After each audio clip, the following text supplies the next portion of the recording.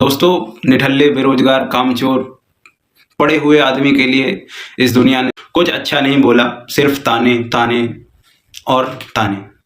लेकिन अभी मैं एक कविता पढ़ रहा हूँ, गोपाल प्रसाद व्यास जी।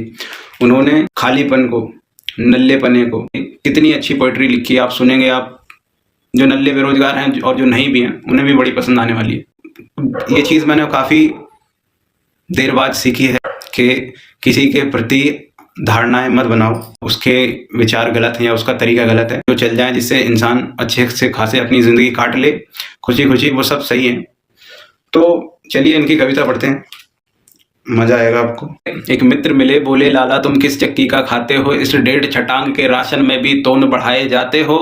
क्या रखा है मांस बढ़ाने में मनहूस, अकल से काम करो, इस संक्रांति काल की बेला में मर मिटो जगत में नाम करो।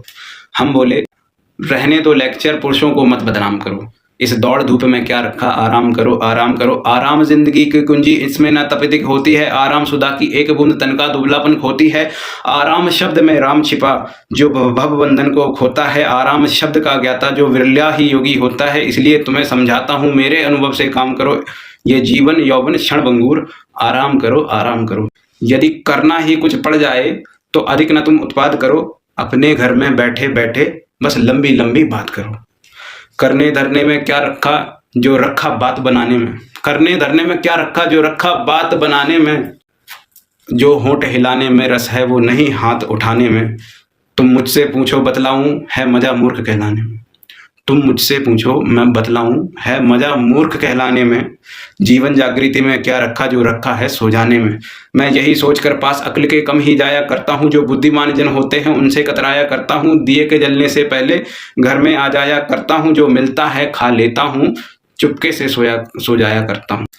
मेरी गीता में लिखा हुआ सच्चे योगी जो होते हैं, वे कम से कम 12 घंटे तो बेफिक्री से सोते हैं। कितनी अच्छी लाइन है कि मेरी गीता में लिखा हुआ जो सच्चे योगी होते हैं, वे कम से कम 12 घंटे तो बेफिक्री से सोते हैं। जब सुख की नींद कड़ा तकिया इस सिर के नीचे आता है, तो सच कहता हूँ सिर में इंजन सा लग जाता है। मैं मेल ट्रेन हो जाता हूँ, बुद्धि भी फक फक करती है, भावों का रस हो जाता है, कविता में उमड़ी पड़ती है। मैं औरों की तो नहीं बात पहले अपनी ही लेता हूँ, मैं पड़ा खाट पर बूटों को ऊँटों की उपमा देता हूँ। मैं खटरागी हूँ, मुझको तो खटिया में गीत फूटते हैं, छत की कड़ियाँ गिनते गिनते छंदों से बंद टूटते हैं। मैं इसीलिए कहता हूँ मेरे अनुभव से काम करो, एक खाट बिछा लो, आंगन में बैठो लेटो विश्राम करो। मुझे लगता है कि आप लोगों को पसंद आई होगी, बताइए।